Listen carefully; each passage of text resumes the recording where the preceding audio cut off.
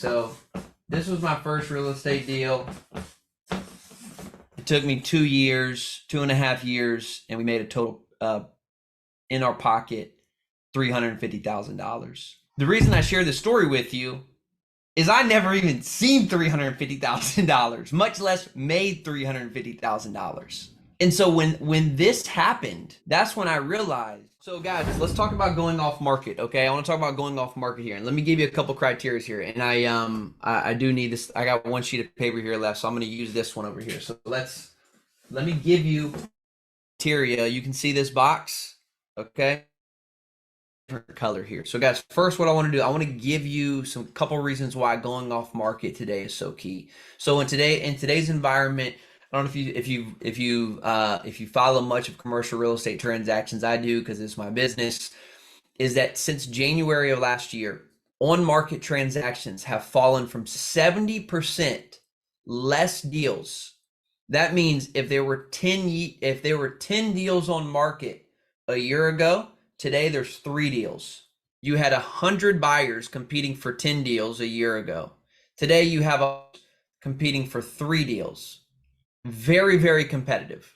It's also why we haven't really seen prices go down that much in the real estate market, is because there's still a lot of money going after real estate.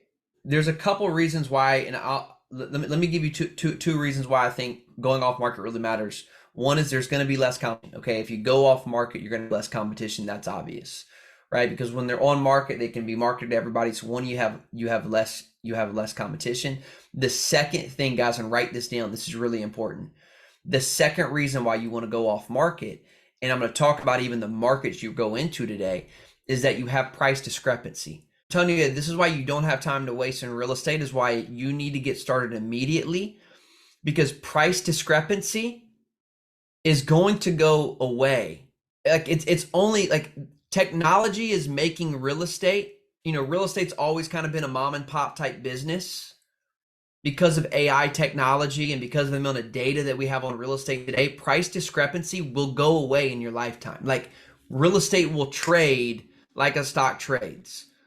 It will be so clear what something's worth. Why? Because there will be no reason for price discrepancy. We have too much data. And so this is why you need to be in this now, because there's still room for price discrepancy. What do I mean by price discrepancy? Well, if you're buying a deal off market and you're buying a deal in a market where there's not a lot of transactions, then we don't really know how much something is actually worth, especially for someone who's just owned a deal for a long time. So there's the opportunity to earn equity in just the purchase alone. And so I think going off market, because there's less competition, because there's opportunity for price discrepancy. When you're buying 200 units, we do in Dallas, you're not really making your money from price discrepancy.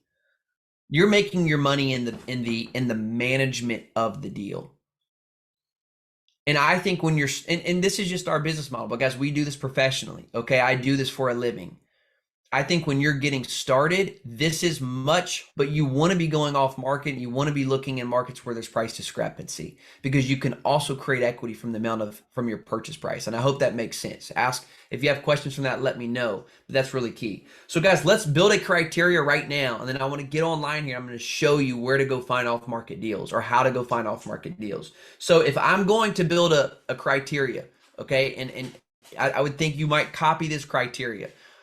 What are we going to start with? What do you think we start with when we're building a criteria? If you were to think about it like an onion, there's layers to, right? Like, we think about picking your spouse. Like, you probably have layers to your spouse, right? First layer is they can't be ugly, okay? Like, all right, check. They're not ugly.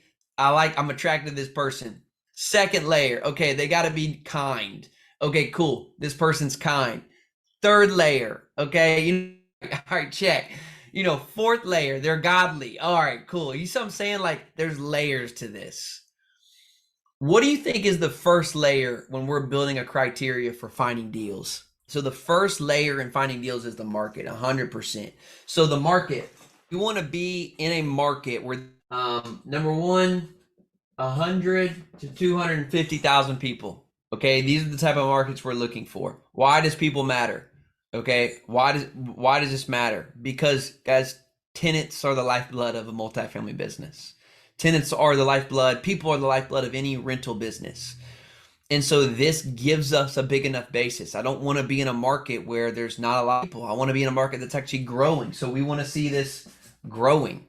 Okay, that's the second thing. The other thing that I look for is we want to be within 60 to 90 minutes of a major metro. So I want to be outside of a major metro. There's going to be more data. There's going to be more transactions, right? It's going to be more competitive. So you want to get outside of a major metro, but you still want to be close enough where you can benefit from the growth of a major metro. Okay, so 60 minutes of a major metro. And then when we're looking at data set, and I'm gonna show you how to pull a data set today, we want to be somewhere within 1,000 properties.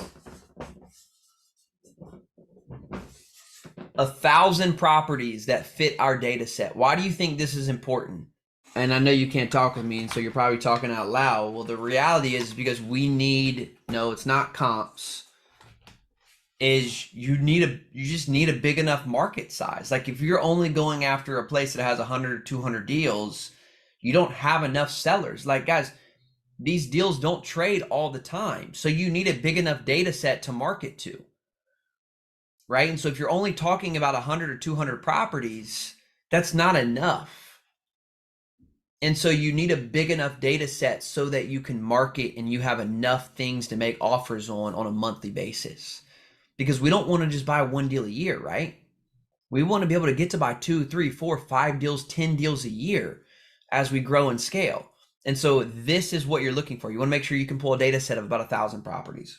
Asset, and then I'm going to about 15 to 100 units. 15 to 100 units. I personally want to see deals, and this can change.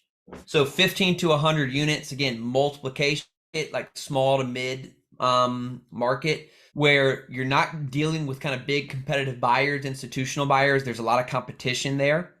You're kind of past the small, there's a ton of competition at the duplex, quadplex level because everybody on bigger pockets can buy 2 to 4 units. But 15 to 100 units, there's some sophistication there. It's more expensive, so not everybody can buy there. And so you're kind of playing like, and there's still a lot of mom and pop, so there's good price discrepancy at this level. So I really like this size for the beginner. Or heck, I know a lot of people professionally just doing 1,500 units and stay there because it's a good place to live. 1980s or newer. I just get weary of old properties, you know, and it's not that those deals can't work, but they just become more expensive. They're not, if you want to hold real estate for long term, you know, you got to deal with piping and plumbing, and there's a lot there. And so if you can buy newer, buy newer. And every decade that should get newer, right? Just older properties are going to have older issues. And so if I'm buying deals that I want to be in for longer than 10 years, I want to see 1980s or newer. If I have a plan to maybe flip these deals in 2 to 5 years, okay, I'll buy older, but it's because I do not plan to hold those deals for long term. And so that's really key.